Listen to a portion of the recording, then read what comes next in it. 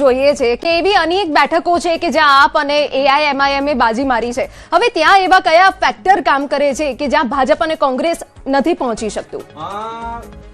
આપણે તો જો રાજકીય વિશ્લેષક તરીકે તળ અને ફળની વાત કરું તો જે લઘુમતી વિસ્તાર છે તો એ લઘુમતી વિસ્તારમાં એ લોકોને કડવો અનુભવ થયો છે કે એક સમયે એ લોકોની ભાવના એવી છે કે એ લોકો હંમેશા કોંગ્રેસ પક્ષે મોટા ભાગે રહેતા હોય, પરંતુ કે ક્યાંક ને ક્યાંક અમારો ઉપયોગ જ કરવામાં આવ્યો છે. એ કોમ્યુનિટીને જે અપલિફ્ટ અને મેઇન સ્ટ્રીમમાં લાવવાની વાત હતી તો એ વાતમાં ક્યાંક એમને એવું લાગ્યું કે અમે ગેરમાર્ગે દોરાઈ ગયા.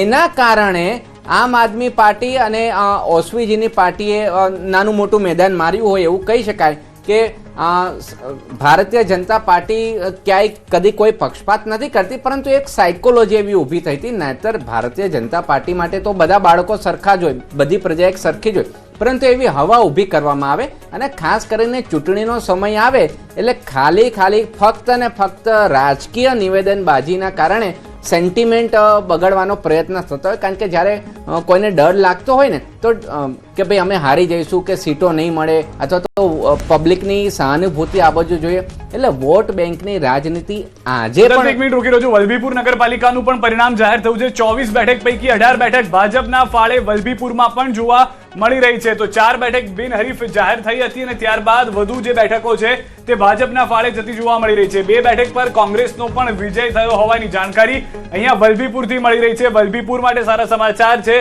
કે જ્યાં આગળ થોડું ઘણો જોર આપનો પણ હતો, કેમ કે ધારાસભ્ય પણ છે આપના ભાવનગરના આસપાસના જિલ્લામાં, તેઓના કારણે કેટલીક બેઠકો પણ આપને મળી છે. પરંતુ વલભીપુરની અંદર કોંગ્રેસ માટે આ સમાચાર છે. બાકીની બેઠકો અગેન ફરી એક વખત ભાજપ જે છે જીતતી આવી છે. પાર્થિવરાજભાઈ પણ કોંગ્રેસમાંથી મેસેજ જોડાઈ ગયા છે. બાપુ, સૌથી પહેલા તો આપને એ પણ આપણી પાસેથી જાણવું છે, કારણ કે આપ રિસર્ચના પણ સ્ટુડન્ટ રહ્યા છો.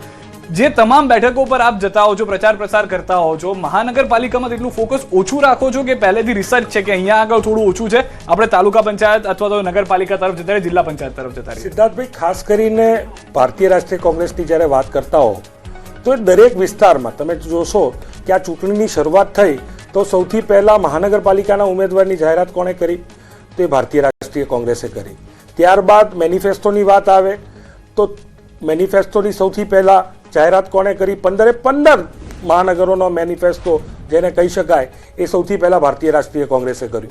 હવે વાત એવી છે કે ભારતીય રાષ્ટ્રીય કોંગ્રેસ એક સમયે જે ભારતીય જનતા પાર્ટી શાસનમાં જ્યારે 96-97માં આવી ત્યારે કેશુભાઈ પટેલ એવું કહેતા કે ગોકુળિયું ગામ, અને પરિસ્થિતિ એમને પછી એવું લાગ્યું કે ગામમાં તો અમારો ક્યાંય મેળ નથી આવતો, એટલે ગામડા ભાંગવા માંડ્યા અને શહેરીકરણ તરફ વધ્યા. એટલે તમે